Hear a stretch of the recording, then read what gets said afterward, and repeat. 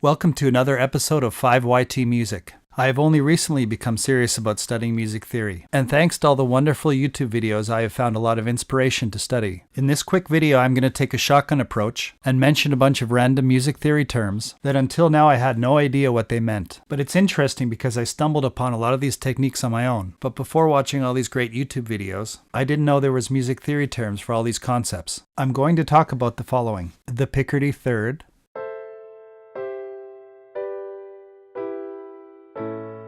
the median chord, line cliches,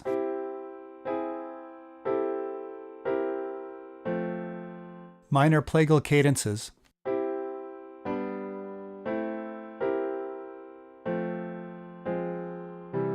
deceptive cadences, and the Neapolitan sixth chord.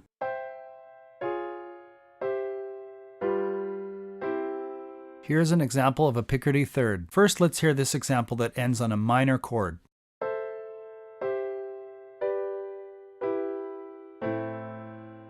Of course, this sounds very ordinary and predictable. Now with the Picardy third, it will end in a major version of the same chord.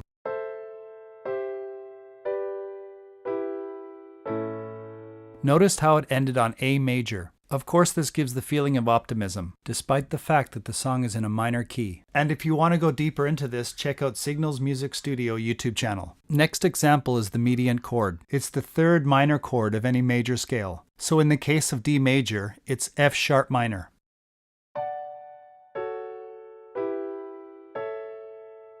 That's just an unfinished chord progression I made up to show this example. Here's a list of songs that use the median chord.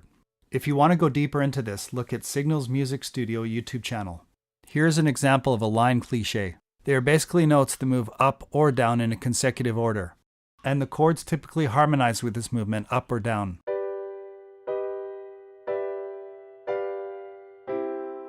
I'm just going to leave it there because you can imagine where it will go next. I'm sure you've heard this type of melodic movement in many songs. Here is a quick list of songs that use line cliches. And here's an example of a minor plagal cadence. I will use In My Life by the Beatles as an example. In this case, it goes from a major 4 chord to a minor 4 chord to the 1 chord.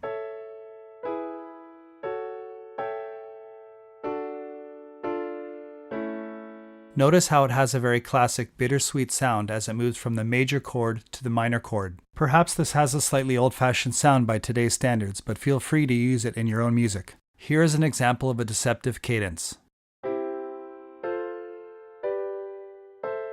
So if this was the very end of the song, we could have ended it with a C major chord, but instead we decided to bring in an A minor chord. I didn't flesh it out completely in this example, but this A minor chord would lead to different chords and extend the entire ending of the song. So in short, this A minor chord gives the feeling that there is more to come. And for a proper final resolution, here is the perfect authentic cadence. It goes from the 5 chord resolving to the 1 chord. In this case, it's G major to C major. Notice that the C major chord gives a strong feeling of resolution, unlike the A minor chord we heard in the previous example. Here's an example of a deceptive cadence in a minor key. In this case, it's C minor.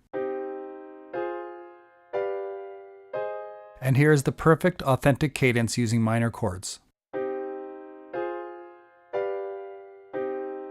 Here's an example of the Neapolitan sixth chord. It can also be referred to as the N6 chord. This chord is built upon the flattened second degree of the scale.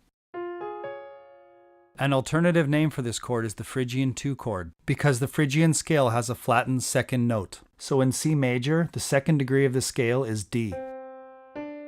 Then you flat it to D flat and build a major chord. Then you put it in first inversion, putting the F on the bottom. And here's an example of a chord progression in C major. Keep in mind the Neapolitan sixth chord is the second chord.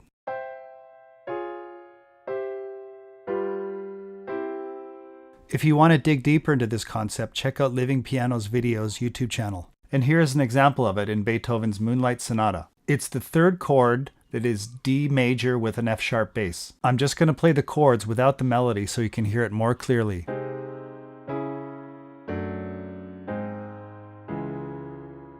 And that's all for YT Music today. Thank you for watching.